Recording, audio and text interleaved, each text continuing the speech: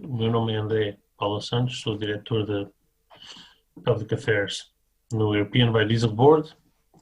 O European Biodiesel Board é a associação europeia que representa a indústria do biodiesel e aqui incluímos tanto biodiesel de matérias residuais como também de primeira geração, portanto de matérias agrícolas.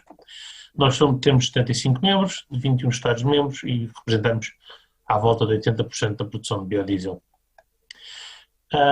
O objetivo deste vídeo, desta mensagem, é o de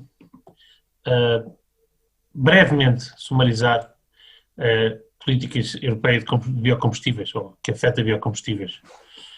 E é muito com prazer que aceitei este convite da APPB para poder estar virtualmente presente neste evento que vai discutir o estado do setor dos biocombustíveis em Portugal.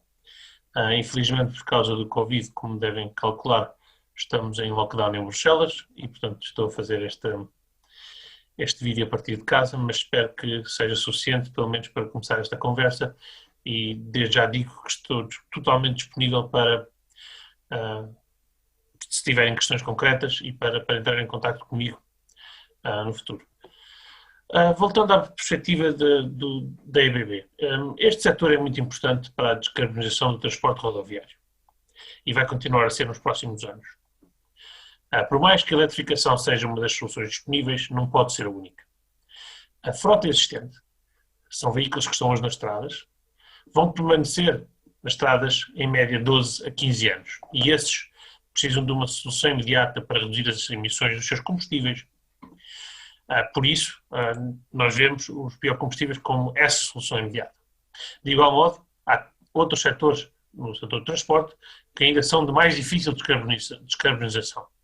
Enquanto eu vejo o setor passageiros como o primeiro a descarbonizar, o setor do veículo de mercadorias, caminhões, transporte ligeiro, bem como a aviação e o transporte marítimo não podem ficar para trás. Portanto, quando se olha para a descarbonização do transporte, nós vemos uma descarbonização que tem que atacar todos estes setores.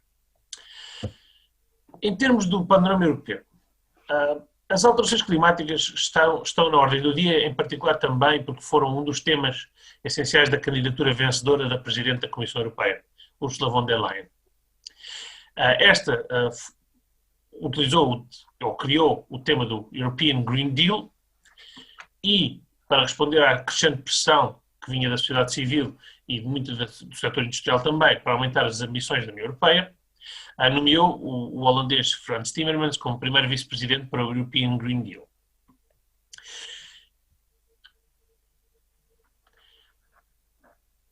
O European Green Deal propõe que as metas de 2030 sejam aumentadas.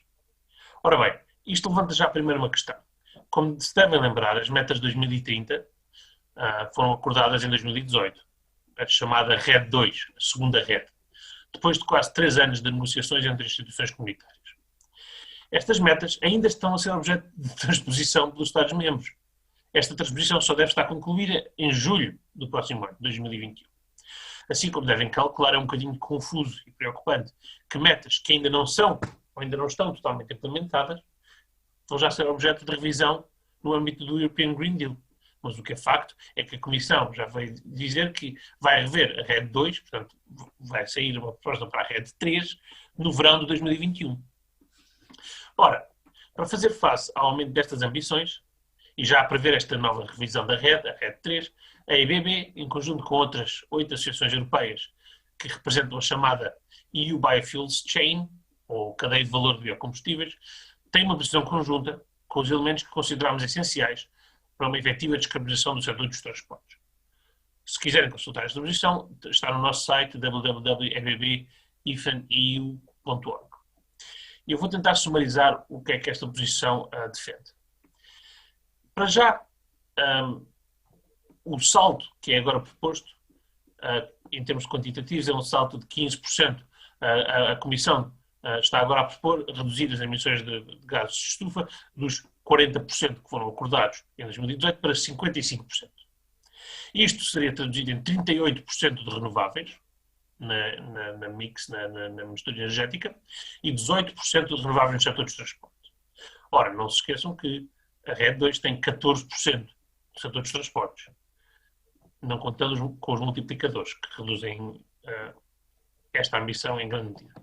Ora, a EU Biofuels Chain gostou destas propostas, deu as boas-vindas a esta ambição crescente e está pronta para continuar a fornecer soluções reais para descarbonizar o setor dos transportes europeus, nomeadamente para fortalecer a independência e as receitas dos agricultores, contribuir para a visão de longo prazo da União de uma Europa com neutralidade carbónica em 2050, apoiar a bioeconomia circular, contribuir para fornecer alimentos sustentáveis, incluindo alimentos para animais e produtos não alimentares, e reduzir a dependência europeia das importações de proteína alimentar e de combustíveis fósseis.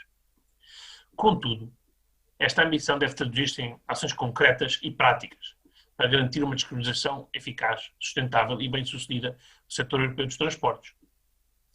Ora, embora a União tenha feito progressos notáveis na incorporação de energias renováveis, no setor dos transportes o cenário não é bom.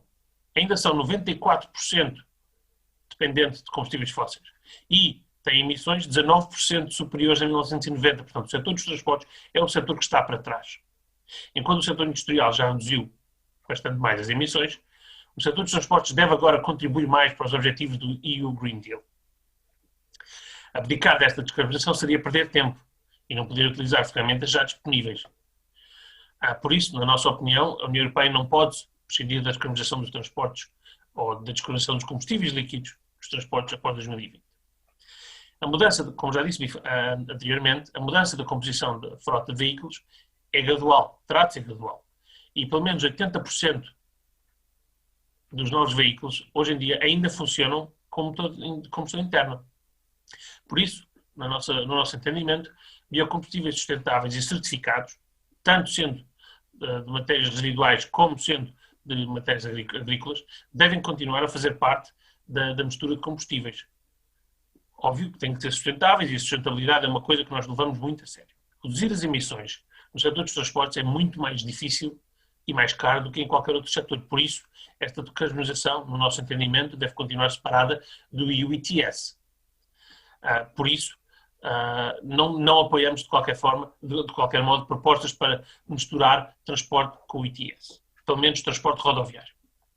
Assim, eu digo já os princípios-chave que a EU Biofuels Chain, um grupo grande de associações, acordamos. Os 14% da RED 2 não são suficientes.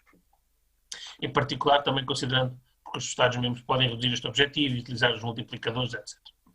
Por isso, a obrigação imposta aos fornecedores de combustíveis deve ser reforçada, deve ser bem mais do que 14%, e traduzida em incorporação efetiva de energia renovável para todos os fornecedores de combustível, sem exceção.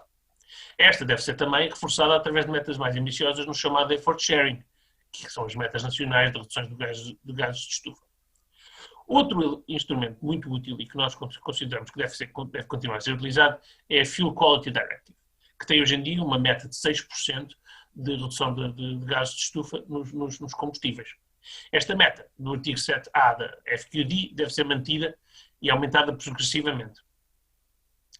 De modo que, com uma futura revisão da RED 2, já mencionada RED 3, o importante é basear-se no que foi alcançado na RED 2. Isto é a única maneira de proporcionar confiança a investidores e uma estrutura de longo prazo em que não há revisões futuras que mudam completamente as regras do jogo e que podem enormemente dificultar investimentos que são avultados, que são caros.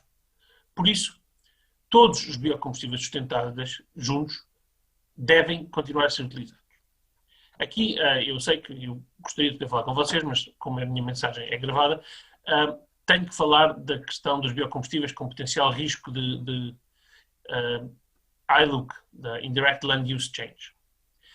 No nosso entendimento, esta questão já está resolvida. O ato delegado da Comissão Europeia determinou que o óleo de palma deve ser gradualmente phased out até 2030, e a partir do momento em que esta questão está resolvida, não há razão nenhuma pela qual biocombustíveis certificados com base em culturas agrícolas sustentáveis não devam ter um papel importante na descarbonização dos transportes. Esta representa uma ferramenta imediata e económica para reduzir as emissões das frotas existentes e contribui também para a bioeconomia e para o fornecimento de rações vegetais para o mercado europeu. Na mesma medida, o CAP, ou a limitação para biocombustíveis de primeira geração, deve ser reavaliado. Se nós já resolvemos o problema da deflorestação, não faz sentido continuar a ter um CAP muito limitativo. Esta revisão deve ter em conta a atual absorção do mercado de combustíveis, com base em culturas sustentáveis, certificadas. Em acrescento aos biocombustíveis de primeira geração, consideramos muito importante e essencial que os biocombustíveis avançados devam ser incentivados com um instrumento adicional, não como substituto para os biocombustíveis de primeira geração. Assim, deve haver uma submeta dedicada para o anexo 9A, para a lista do anexo 9A, que deve garantir a confiança dos investidores. Portanto, a lista que lá está deve manter-se estável e isto é um pré-requisito para qualquer investimento, porque senão não sabemos o que é que vai acontecer, se a lista é modificada na próxima revisão ou não. Quanto à limitação da parte B do anexo 9, no nosso entendimento, o mesmo é desprovido de qualquer lógica. Não faz sentido estar a limitar uma coisa que é matéria residual. E por isso, a solução para resolver quaisquer dúvidas ou questões relativas à sustentabilidade do óleo alimentar usado e das gorduras dos animais é a rastreabilidade. Tem que haver uma base de dados única a nível europeu que possa fazer a rastreabilidade efetiva destas matérias-primas e demonstrar que são sustentáveis e que são verdadeiramente resíduos. Finalmente, uma questão essencial que eu devo também mencionar, que é a chamada blend wall. Hoje em dia, na Fuel Quality Directive, biodiesel é apenas aceito com o máximo de 7%, exceto se os Estados-membros individualmente decidirem aceitar mais porcentagem. Nós, por exemplo, em França, aceitam 10%. E por isso, para maximizar a descarbonização da frota existente, não faz sentido impedir a implementação de misturas mais ricas. Ao que seja, acontece em Portugal com alguns bons exemplos, nomeadamente da PRIO, se não estou em erro. Assim, para maximizar a redução das emissões de gases de efeito de estufa e os benefícios da qualidade do ar. Assim, para maximizar a redução das emissões de gases de efeito de estufa e os benefícios da qualidade do ar, uma incorporação efetiva de B10 deve substituir o existente B7. Isto é possível porque está previsto, ou em princípio no próximo ano, haverá uma revisão da Fuel Quality Directive e por isso nós vamos participar ativamente desta revisão e demonstrar que não faz sentido nenhum os motores hoje em dia não aceitarem B10, pelo menos. Importa também dizer que os estándares para as emissões de veículos hoje em dia não incentivam os combustíveis renováveis, a incorporação de mais combustíveis renováveis. Hoje em dia utilizam a abordagem restritiva do método tailpipe, portanto, qualquer emissão no escape, que é o tailpipe, não reconhece a componente bio. Esta abordagem distorce a competição das tecnologias e engana ao rotular a eletromobilidade como livre de emissões. Não é livre de emissões. Nós consideramos que deve-se fazer uma transição para um método de life cycle assessment, para um método de considerar todas as emissões, para incentivar também os fabricantes de automóveis a aceitarem ou a produzirem motores que aceitam blends mais elevados. Falei apenas de 3, porque não quero falar de todas as outras propostas políticas mais detalhadas, mas estas são apenas algumas das ferramentas que a EBB, bem como a EU Biofuels Chain, vê como essenciais para continuar esta caminhada da descarbonização do setor dos transportes em Portugal e na Europa. Esperamos que Portugal e a presidência portuguesa da União Europeia tenham um papel essencial neste dossiê e desejamos boa sorte nesta tarefa. Claro, termino agradecendo de novo o gentil convite da APPB e deixo aqui a minha total disponibilidade para colaborar convosco, nomeadamente através de partilha de informação detalhada sobre cada um dos pontos já referidos, bem como outros pontos que nós consideramos importantes nos vários dossiês que vão estar em discussão no próximo ano e consideramos essencial que a União continue a liderar esta importante batalha e que esta discussão hoje, que agora começa, seja produtiva e que se chegue a boas conclusões, a conclusões positivas para ajudar a descarbonização do setor dos transportes em Portugal e na Europa. Muito obrigado.